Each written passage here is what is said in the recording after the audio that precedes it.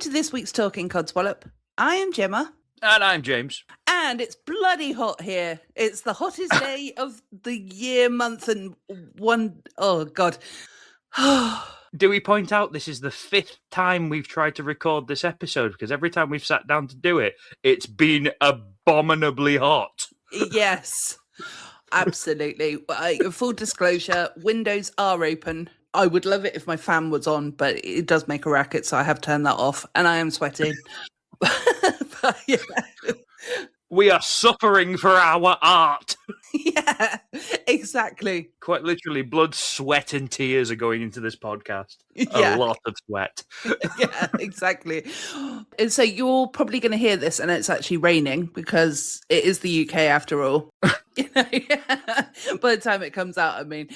But before we start bitching about the weather, because we are so bloody hot that we're going to definitely bitch about the weather, I wanted to give a quick shout out to my friend Jamie Westwood. He's basically started his own business, or he's trying to start his own business at the moment, doing video editing. And he has done the Pokemon episode for us, which if you watch that episode, it's on YouTube, and he did all the editing for that, and it was absolutely fantastic. Absolutely superb. Yeah. And then I did the Dr. Pepper one, and then anything moving forward, Jamie is going to be the man who does our editing. Thank God for the video editing. I'll still do the audio.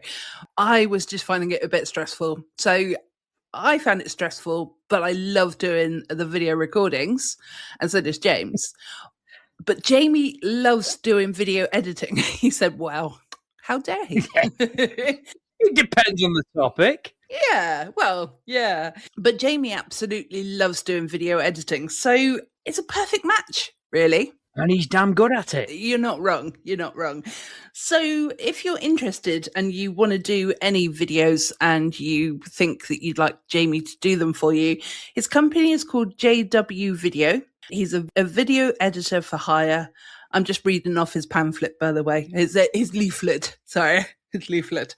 Good beginner's rates, which I can agree to, because basically he said to me, because I'm a mate, I can pay whatever I want, sort of thing. I paid his actual rate because it is so good that I was like, I'm not going to pay you any less than that because it is so perfect. You know, it's really affordable, is what I'm trying to say.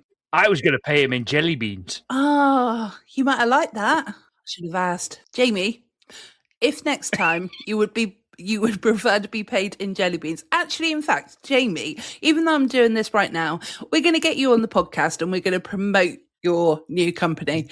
Beans per hour. Beans per hour. So, yes, James will inform you on how many beans you owe us. Guess spotting. Unlimited revisions, always up for a challenge. He's amazing at communication as well. He didn't write amazing or anything else like that because he is not an egotistical guy. But, you know. But Gemma is, and Gemma will stroke egos all day long. Yeah. Not my own ego, but other people's, absolutely. Yes. Yes, so he's done video games, podcasts, you know, behind-the-scene footage, so much stuff. So anyway, so if you are interested, contact him on jwvideoeditor@gmail.com, which I'll put a link in the description so you can just click on the link because that'll make life easier. But yeah, so I don't know about you, James. Obviously, we've done that. Jamie, you're going to come on the podcast whether you like it or not to promote your stuff. And we're going to throw beans at you. Yeah, and we'll do a video version so you can edit it for me. And you come on our podcast, you do a guest spot, and then, of course... Then you edit it. Yeah, but I'll and pay then him. You have to edit it. No, he has to edit it. I'll pay him. Anyway, I think it's time, James. Let's get on with the bitching about this heat wave that's been awful. And the reason why Brits currently are walking around with Neapolitan-type tans. Red face, brown shoulders, white legs. Like the ice cream. Like an upside-down fab lolly. Exactly. But my God, this week has been hell on earth. It has. Well, I'll let James say the wonderful saying that the episode is going to be called "Hotter Than Satan's Balls." Oh yes, it's hotter than Satan's. It's hotter than Satan's ballsack. It's. Do you want to try saying that again, where it actually comes out right? I know. Sorry, it's too hot to think. It's too hot to have callbacks. It's hotter than Satan's ballsack. It is, yes. Oh. And that is what the episode is going to be called this week. Oh. So, yeah, like I said, it's probably raining. But just for you international listeners, and also for everybody else, please note that this is probably going to be a heavy, weather. Oh God, my brain's dead now. A weather heavy episode, because British people like to moan about, the weather. But for our international listeners, please note that we are not built for this heat at all in this country. With regards to, go on. That's not true. It turns out no one is. Something I want to bring up was I have recently been seeing the influx of American and overseas influencers who are in the UK right now who are admitting British heat hits differently. Yes. And it is glorious because it's like, ha, we were right. It does suck. Ha. It's not us being soft. We have worse weather than you. And I think a lot of it is a lot of our overseas guests who are visiting our lovely, glorious nation do not understand. We have both high temperature and high humidity. Yes. Because we are an island surrounded by cold water. Yeah. So it makes it oppressively hot and wet. So imagine Texas heat with Florida humidity. Because in America, Texas is regularly around 46 degrees, but it's a dry heat. Whereas Florida, the temperature is lower, but it's wetter, so they call it muggy. Now, imagine both combined, and you've got Britain. We're not soft, we are hard, because we just about survive it. But we do. Yeah. Through the power of moaning. Yeah, a power of moaning, exactly. But the other side of it is that also our houses do not have aircon. We have a stupid little fan that blows hot air around. And if we're lucky, if the air even makes an appearance, like Wednesday this week, I don't know about what it's been like in Liverpool, but literally there was no air whatsoever in Weymouth. Same here. Yeah. Same here. And our houses... And we're all... sorry, I was just going to say we're all going to the supermarkets just so that we can actually cool down at the moment. Just standing in the freezer section, just with the doors open, like Yeah, there was literally no ice cream in the ice cream tubs, the freezer. Sorry, so I was actually going to ask a member of staff if I could just move in and live in the freezer that was empty. Yeah, it's empty. It's not going to be filled with anything. Can I just sit in it? Yeah. just start climbing into the chest freezers. Like an ice bath. Or just No, the British idea of cooling down is just having one electric fan push hot air around the room and convincing yourself it makes a difference. Yes, exactly. Oh yeah, this is so much better. Yeah. And I don't know, this is sort of related as well, because I don't know, when Ellie, when your daughter was ill. Ill? I'm confused now because that's news to me. My brain is so dead. My daughter's not ill. I know. When your daughter was young, was what I was meant to say. Okay. Oh my God. Makes much more sense. Yeah.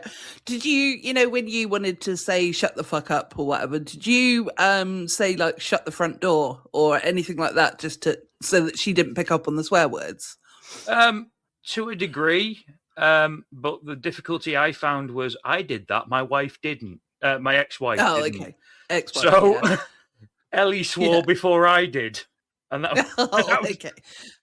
I remember it. She said the F word. She went fuck, and I just looked at her, And she's like, Mummy lets me say it. I said, well, then I'll be having words with Mummy because we don't say that in Daddy's house.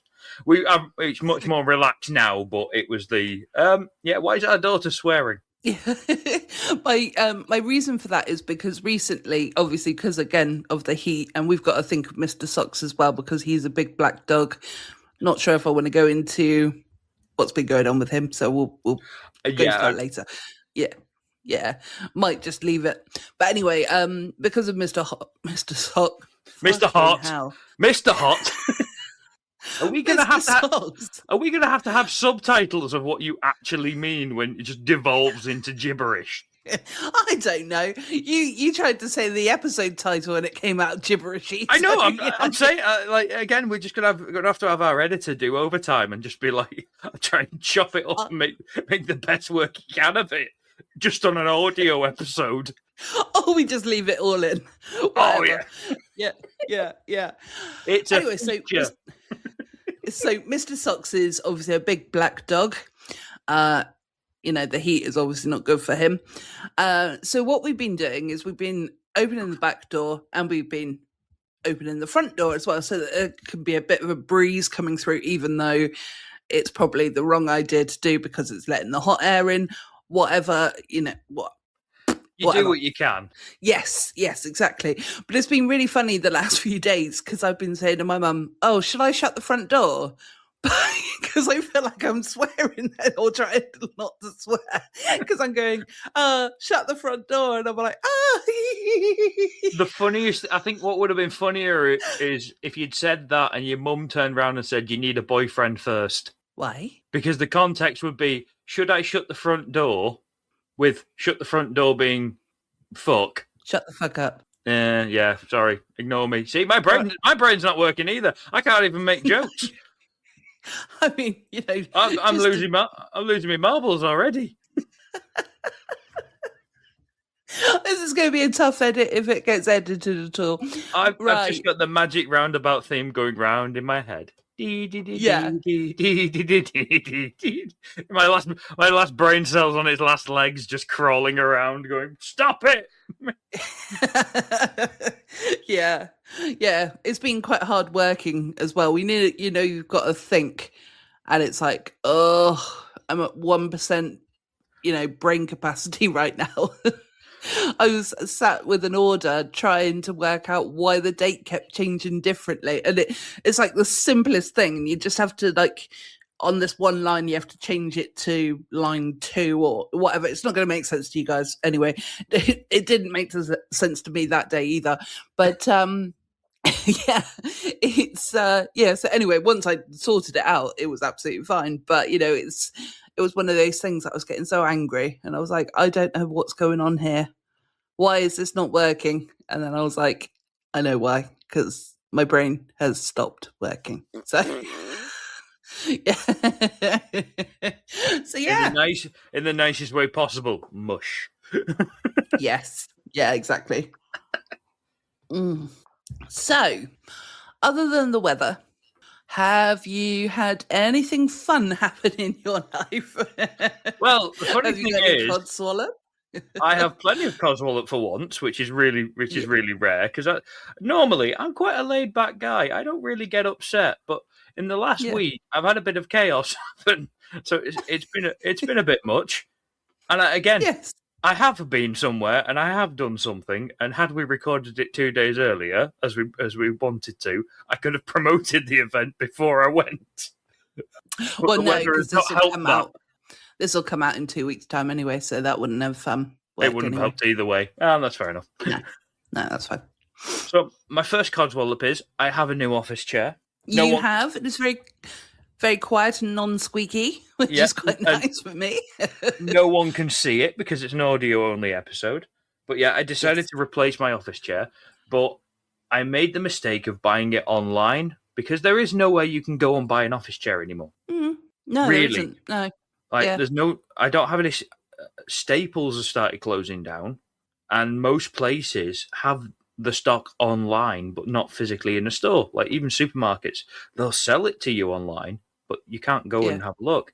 So I basically had to go in blind to buying the new chair, and my old chair had a system where you could just gently lean back and it would tilt by about 20 degrees. I suspect that was what was creaking so much, because it's also a weak point.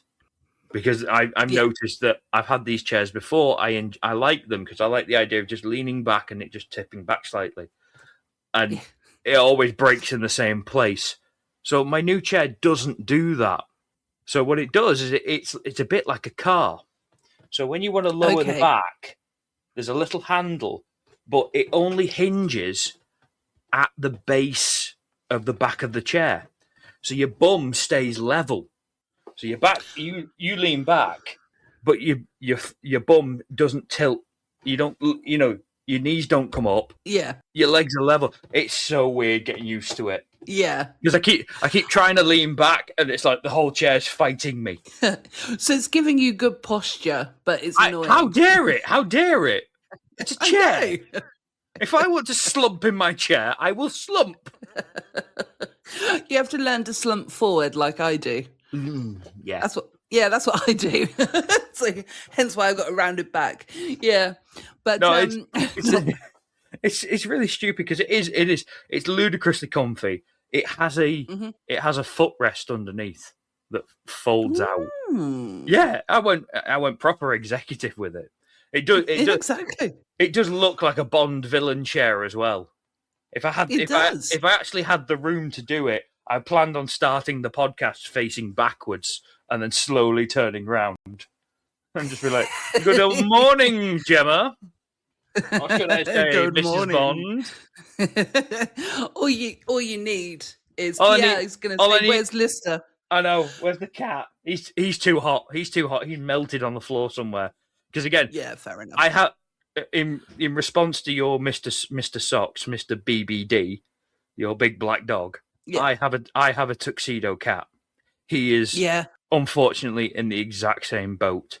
And the worst thing is, because he's uncomfortable, he wants cuddles. Oh, he's a big black cat who wants cuddles. Yeah. It's awful. We're like, we love you, but no. I know. I am not having a hairy hot thing on my chest in this weather. Go away. We've actually found him in the bath. Oh wow! Like, with water in? No, but laid out in the bath, just because we have a cast iron tub. Yeah. So it's great. It's great for holding the heat in the winter, and it goes ice cold in the summer. Oh, so he just lies in the bottom of the bath. Aww, he just lays down. He stretches out, and we just every now and then we just pop in, and he just pokes his head up and goes meow, and then goes back down. I'm like, you stay there, mate. I'll make sure the taps don't come on. Yeah, that's the thing, isn't it? Because cats obviously notoriously hate water as well, don't they? So, but also Mr. Socks hates water as well. So again, it's always every year the conundrum of how do we cool this dog down? Yeah. But I did get an ice pack from the freezer, and I just rubbed it all over his fur, and he was like, "Oh my god!" He was like, you could see his face go, "Oh, I'm so happy." we invented what I like to call the cold water bottle, which is you take a ice pack fresh from the freezer, you put it in a sock, and then you hold it against you. It prevents freezer burn. But basically you hold it like a hot water bottle, but it's ice cold, and we put them in the bed. Yeah, lovely. But that's Codswallop number one, is me getting used to my new chair and having to sit upright and straight like a normal human being. But my other Codswallop also includes the cat. Okay. He broke our front door. How did he break it? Because I feel I'll let you tell the story. Because he's an escapologist. Okay. Because I don't know why I don't know whether it's because he lived outside when we found him. I don't know why he's still convinced that he thinks he's not allowed to stay. Every time the front door goes, he's like a dog. He runs from wherever he is to look to see if the opportunity is available, and then tries to escape. So I was coming home from shopping. I just put my key in the front door, and I was unlocking it. And as I pushed the door open, he tried to bolt out of the door. So I did what any grown man would do. I threw the shopping at him, swore at him, and then tried to yank the door closed to keep the cat inside. In the process, I managed to snap my house key off in the door lock. I managed to smash the plastic surrounding of my car key. I nearly lost the immobilizer chip that lets me start the car. Yeah, okay, no. So this is all in the space of literally 10 seconds. I just watched my keys swing into the door, in between the door and the door frame, and just go dunk. And then I heard the snap of the key snapped off, buried in the lock. There wasn't even any little bit to pull on and try and get it out. Yeah. So once I'd composed myself, sworn as every swear word I could, then answered a text from me, no, I won't be recording tonight because... Yeah, you were like, oh, are you up for recording? And I was like, not really, Gemma. I've got a major catastrophe. Because the problem was, I broke the key off in the outside lock. So I could still lock the door from inside. So I could lock up for the night, but I couldn't leave the property because I had no way to secure it. But thankfully, Amazon sell door locks. Oh, that's good. And because I'd replaced the handles not long ago, about a year ago, I replaced the actual plastic handles. I knew how to disassemble the door lock. So it's one screw. One screw holds the entire thing in. So I just unscrewed it, took it out. I had to order 2 though, because apparently Amazon Prime no longer means same-day delivery. It's only same-day delivery if you pay over a certain amount. So what I had to do was, one door lock was only £11. No, it was £12. So I had to order 2 just to get it here the same day. Oh, so that's annoying. I managed to. Yeah. So I've ordered 2. I ordered 2 locks. Thankfully, at least you got a spare though. Well, that's the thing. I've got a spare lock. God forbid it should ever happen again. But I've got a spare. And I didn't know this when I was buying it because I didn't really look at the specs. I just ordered it the minute I knew it would fit, and it was the right type of lock. I just ordered it. It came with 3 spare keys, so I was able to give. Oh, that's good. So it meant I got one, my wife had one, and now we have a spare one that we're getting extras cut of. Yeah. But at first I was like, it's only going to come with 2 keys, which means it's one for me, one for the wife. If either of us lose our keys, we've got no spares. But thankfully, it came with 3, so that'll be getting a 5-star review when I finally get around to doing it. Yes. But then I was like, right, so I've sorted the door lock, now to return to my car key. So I tried to sellotape the key back together. That worked for about a day. So then I was like, right, back on eBay. Went and found a blank because I was just going to go, right, I've got all the bits for the inside, like the central locking, and I found the immobilizer chip, which I was very grateful for because this little tiny lump of plastic, about half a centimetre long, is £120 to replace if you lose it. Oh. So I was like, yeah, no, not doing that. Yeah, 100%, yeah. So thankfully managed to find it. So I ordered this key blank and I thought, right, I've got the immobilizer chip, I've got the central locking remote, that will all go inside, no problem. I just need to find someone to cut the key.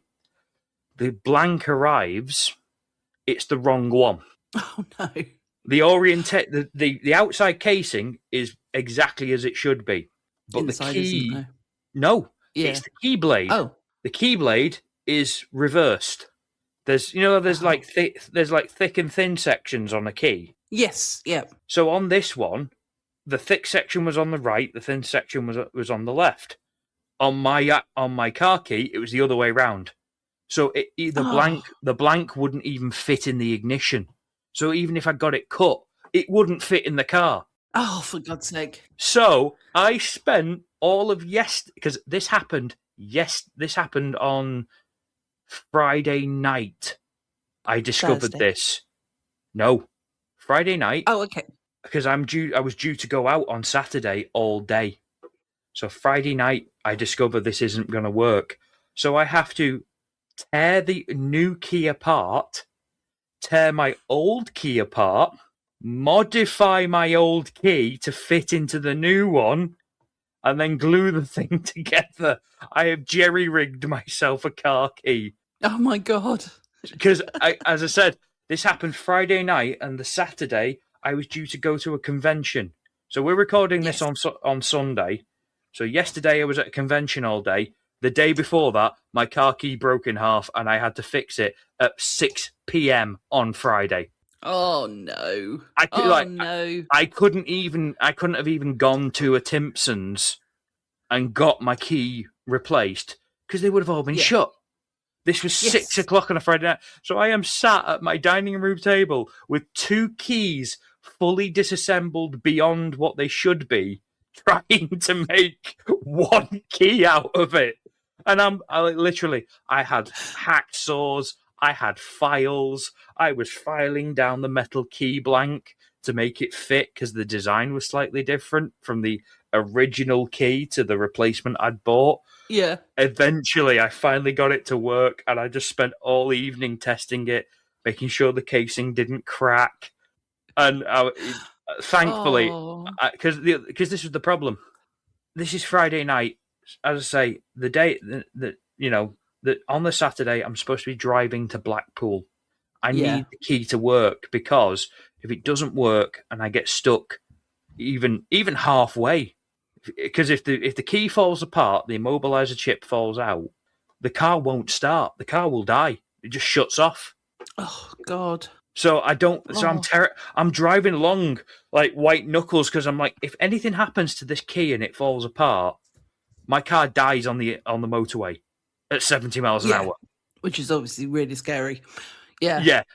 And it's that thing of the plastic outer could fall away and it leaves the key in the barrel, but there's not a lot to grab onto. So I might not even be able to get the key blade out of the ignition either. So I'm driving along, just like, please work. But thankfully I managed to get home. So my next job on Monday is go to a Timpson's and get a real key made. And just be like, but again, it's that horrible thing of, I don't even know if I'm going to have this car much longer. Do I really want to? Do I have to go and buy a brand? Because again, I think I got quoted about £200 for a new key. Because the new key has to be programmed as well with the immobilizer chip. Yeah, of course. Of course. I mean, I'd like them to say. I'd like them to just take apart the old key and just put that in it. But I don't know whether that's standard practice anymore, or whether they just sell the housing and the keyblade and they'll just cut it, or whether it has to be no. You'll have to go back to the dealership and have one made. Yeah, it's worth trying. It's worth asking, Timpson's or whoever, and see if they can help you before having to go to the dealer. No? Nah, I think I'm just gonna scrap the car and start again. I think, to be honest, now that you've done your convention, I think, it's not a bad idea. Well, at this rate, I'm going to need a bigger one anyway. Yeah. Saturday, I've just come back from one of my Lego conventions up in Blackpool. Absolutely wonderful time, as always. But I've started noticing a lot of familiar faces. So I'm starting to get into a system of like seeing what I like to call regulars of people who cut, like, not displayers and traders, but actual visitors. So they've started saying, "Oh, you're bringing more and more stuff," and I'm like, "Yeah, I'm going to need a bigger car soon because it barely all fits in my car as it is." Yeah, yeah. Would you like to buy me a car? That might be my next one. Have a crowdfunding QR code just for help me fund my next car so I can bring more stuff to display. Because at the moment, it's the entire boot is full and the back seat of the car. Oh, wow. So I can just about bring my wife with me. Yes. She sits in the front and she has to have on her knee, we bring a cool bag with snacks. So it's got all our food in for the day, all our drinks and food. So she's got that on her knee because there's literally no room because the rest of it's full of Lego. Yeah. It's a good job she's short, isn't it? It's a good job she's supportive. And that. The fact that she lets me do it in the first place. Yeah. And she comes with you and helps you. Yes. Yeah. Mrs. James's wife is amazing. Yes. Mrs. James's wife is fantastic. That is her full legal name. in the same way that it's Mrs. Gemma's mum. We're not going back to that. We talked about something off mic. It made me heave a little bit, so we're not talking about that anymore. Going back to the car key, though, before we go on to the Lego convention, but I was going to say, look, it's a good job that you are quite handy with regards to being able to fix and potentially remodel something. Again, not to toot my own horn, but yeah, I am genuinely proud that, again, my first thought wasn't, what am I going to do? It was, right, where are my tools to fix this? Yeah. I'm always kind of proud of that. My dad instilled that in me from when I was a kid. It was like, nothing is ever truly broken until you at least try and fix. It's only broken if you try and fix it and fail. Yeah.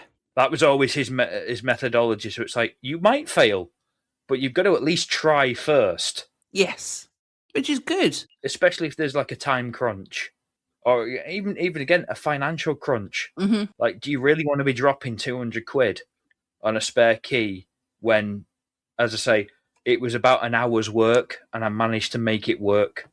Is it the prettiest? No. Could it fail again in the future? Quite possibly. But it got me from A to B. Yeah. You know. And that's all you needed. At that time, absolutely. Because now, as you say, I have nothing that requires my car until the 5th of July now. So I've got plenty. Now that I've got this out of the way, I've got plenty of time to resolve the issue. Or I could just leave it as it is because it's working. Yeah. Because one of the things I did was I normally keep my car key on my normal house keys. And one of the things I did was I took my house keys off my car key off the house keys. So when it's in the ignition, there's no weight hanging on the key. It's just the key. Yeah, it's a good idea. So again, little things like that I think are going to be able to prolong the bodge for as long as I need it. Fingers crossed. Well, as I Fingers say, crossed. I've been saving up. I've been saving up for quite some time. I've got close to £1,400 in savings now. Mm-hmm. And the cars that I've been looking at to replace this I've been looking at between 1,500 and 2,000. So I'm not a million miles away. I'm close enough. I could probably save up enough money to just buy a new car outright. And again, rather than spend money, because this is the problem. My car is going to have to get scrapped because it's not worth. I'm probably not going to be able to sell it to someone except for sell it as spare parts, even though it runs. And that's the devastating part. The car runs mechanically, it's sound, but the body is rotting away, and I just don't have the money to. Yeah, it would be like £5,000-6,000 to send it to a body shop and to get all the rust repaired. It's not worth it. The car's only worth 400 quid, according to my insurance. To replace my car, it should only cost about 400 quid. I'm like, fantastic. Find me one. Find me a replacement for 400 quid. I'll go buy it now. Yeah, exactly. That's the thing that upset me. I was like, no, that, if I could buy a car for 400 quid, I'd have bloody done it already. They're all like 2.5-3 grand for like replacement. They're about 3 grand. So I've had to keep going back and telling my insurance. Because like, it's only worth 400 quid. I'm like, no, it's going to be 3 grand. The car gets written off. You're paying me 3 grand because that's what I'm going to need to get a replacement. They're not going to, though. No, they did. That was the best thing. They folded. Yeah, I remember having this argument because I said, okay, go onto Auto Trader right now and search for how many cars are available like mine. 16 nationwide came up. 16. 16 cars on the entire of the UK were currently up for sale, and not one of them was less than £2,000. So they said, "Okay, you've proven it. We will up your valuation and not charge you a penalty cost." Good, because again, they go off. We buy any car. Yeah. Oh God. That's how much they would have paid me for their car, but they would have sold it for 2 grand. Yes. And that's the problem. That's what the insurance use. And I'm like, no, if this car gets written off because someone crashes into it, I need it replacing. I don't need I don't need I don't need a token gesture. Yeah. Again, so much talking yesterday. I've got such a dry throat, so I do apologise. And to be fair, I'm being a bit selfish as well because I'm just sitting here thinking, I can't be asked to talk. I'm going to let James carry on. Well, let's be honest. For once, I've got Codswallop. You might as well. Yeah, exactly. Yeah, exactly. It's been a long time since anything like this has happened. So, No, I know.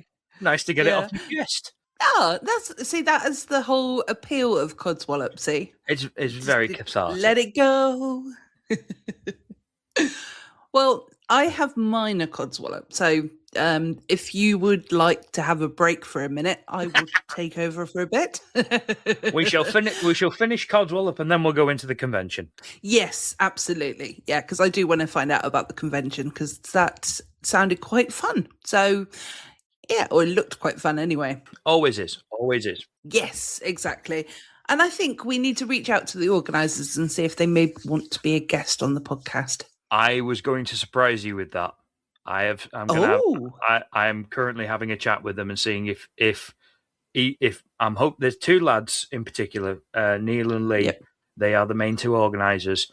I reached out to them yesterday and said if they've got a spare 30 minutes between the two of them, do a joint call and do a recording with the three of us just for you. Yeah. So you can slip it into an episode. We're going to do it behind your back as a surprise. Oh, sorry. But we could also do it as a standalone episode as well, because it would be interesting. Anyway, so I'm very forgetful and it's too hot, so I won't remember that you said that. So it's too hot. Hurry up. Come on. Let's get this out of the room. Let's get this episode done so we can go lie in ice baths. Oh, yeah. So my Codswallop this week is baby seagulls. Arseholes of the universe. Arseholes of the universe. Absolutely. They only grow up into worse little shits. I know.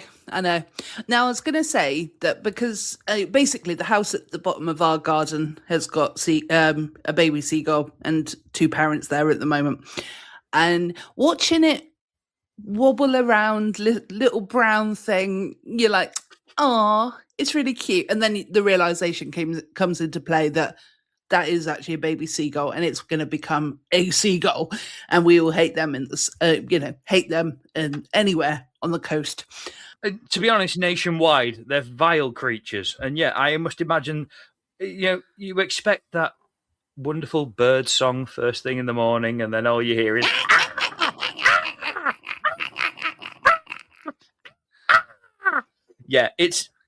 It's not the bird song you imagine when you're like, oh yeah, I get to wake up in the countryside and hear songbirds. No, it's a screeching feral flying rat that eats anything. Yeah, it's horrible.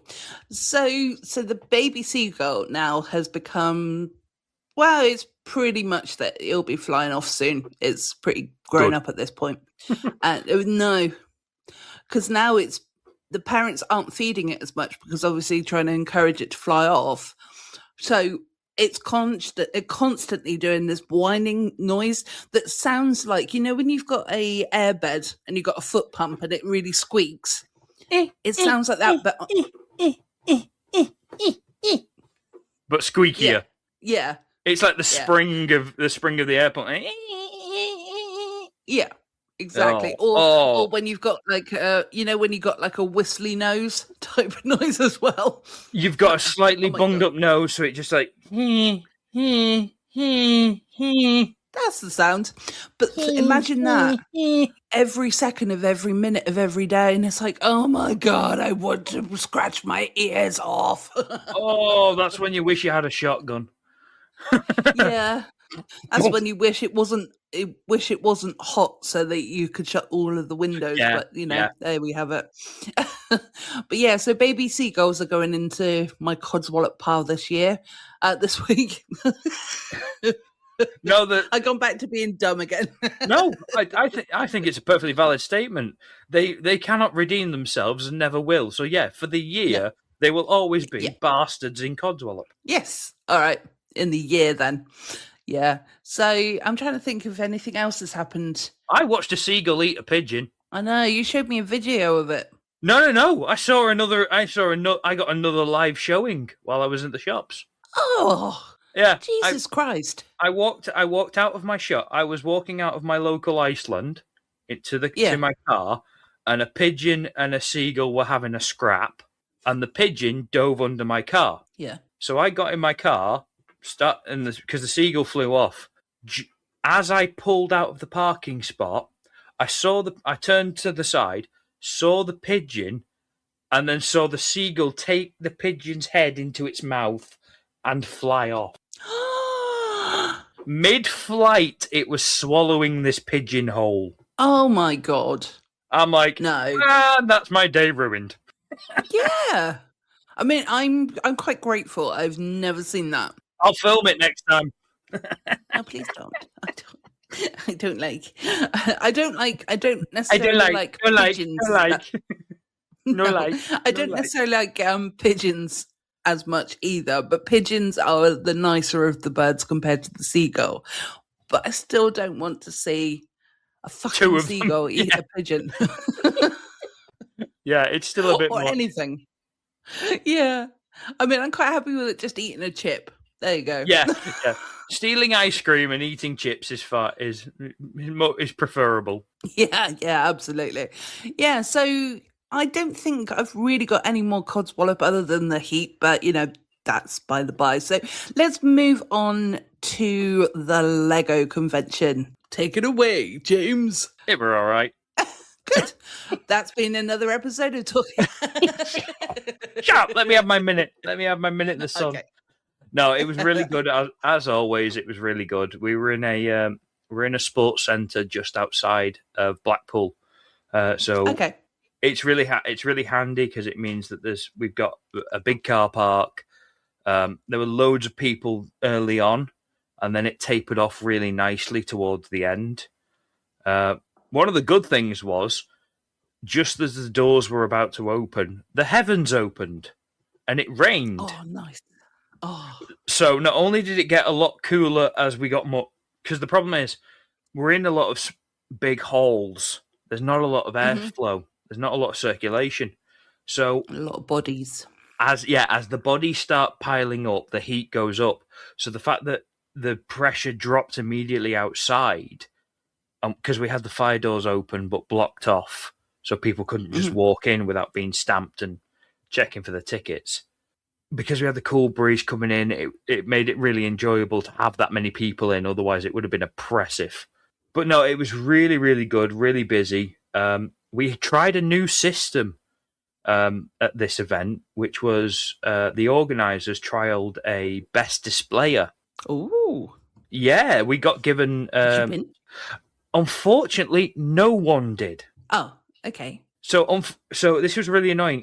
So at the beginning of the event, everyone got given a QR code that led to a Google document, and we were all assigned numbers by the organizer. So I was displayer number 7, and the idea was you scan the QR code, it just brings up a list of displayers. You tap it, submit. That's it. No email addresses, no nothing. Just that was it. And apparently, up until about 2 p.m., it was tracking really nicely. We were getting a nice steady flow.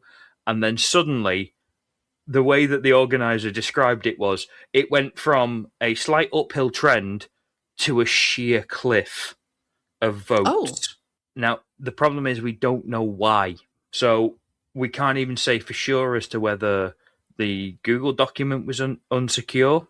So people found it and just started messing with the results, or whether it was because I discovered, because obviously they did say you could vote for yourself to get the ball rolling, and so I scanned the QR code and I voted for myself, obviously. Yeah, as you should.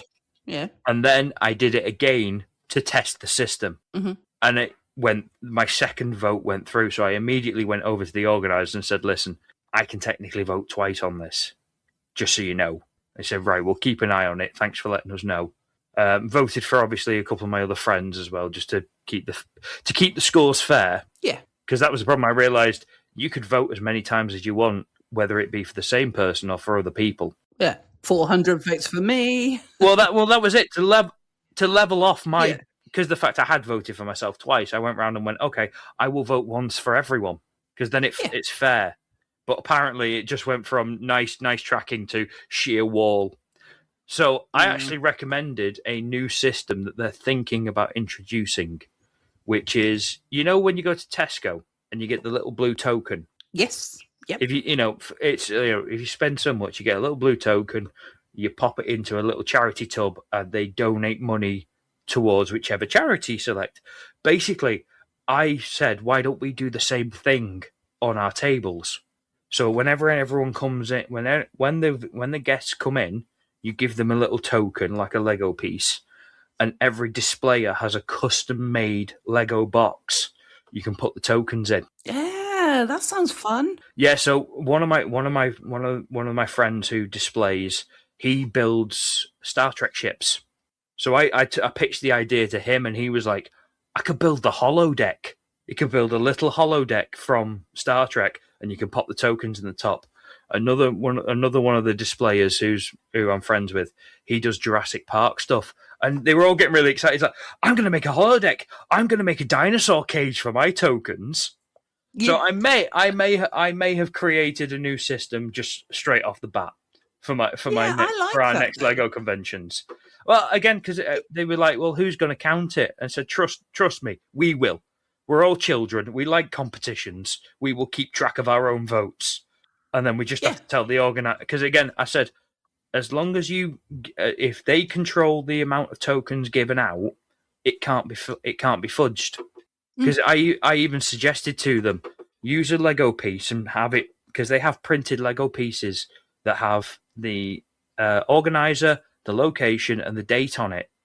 As a thank you, we get a little Lego brick with all the information on, and I've got a stack of them now for all the shows that I've done.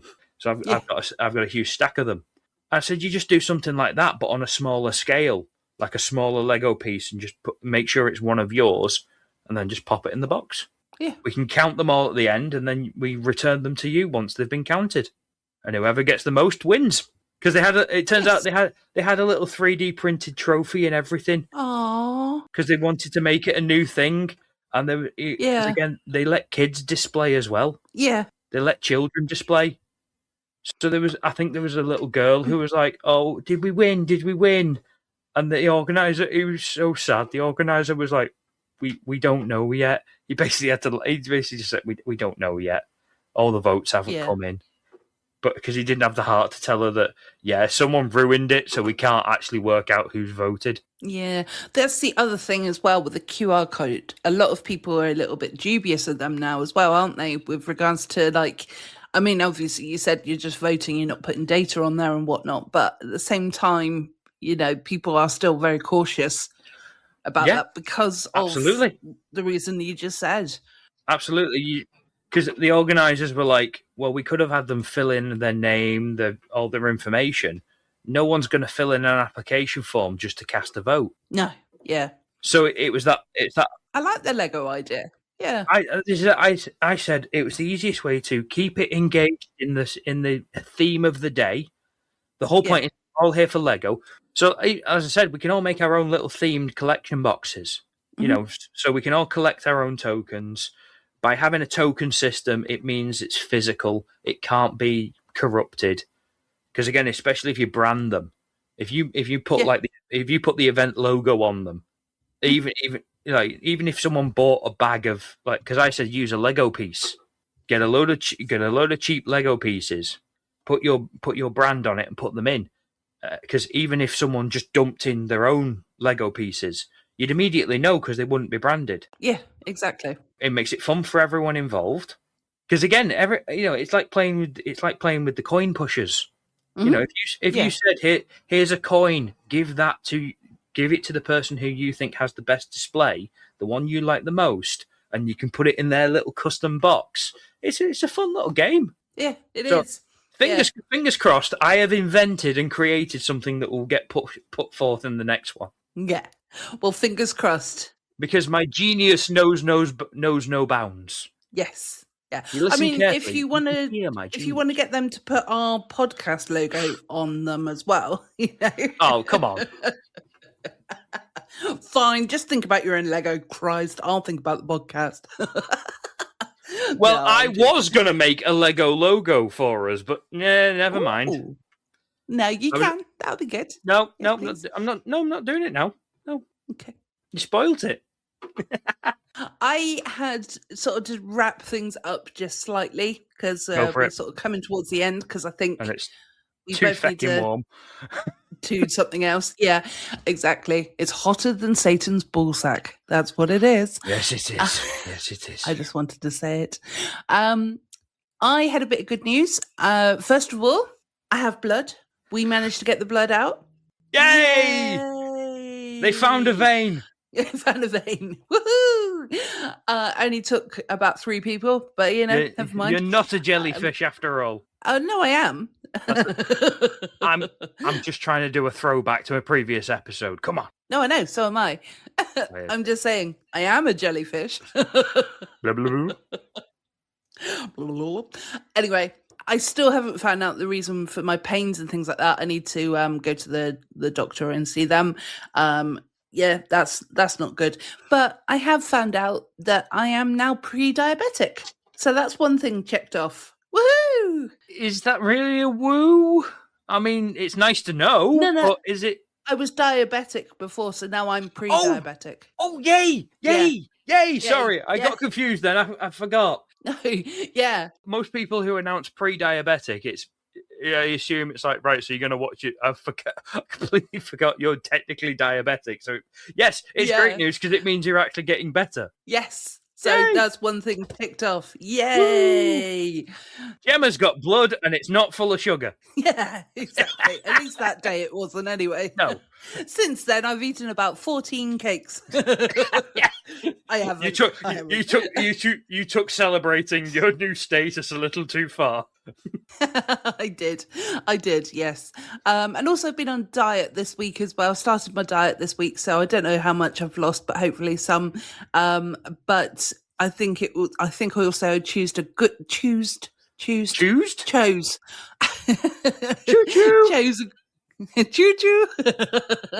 chose a good week to start it because it was so hot I didn't actually want to eat anything. So it was so good. It's the one good thing about this weather. It's oppressively hot, but it does mean you just don't want to eat.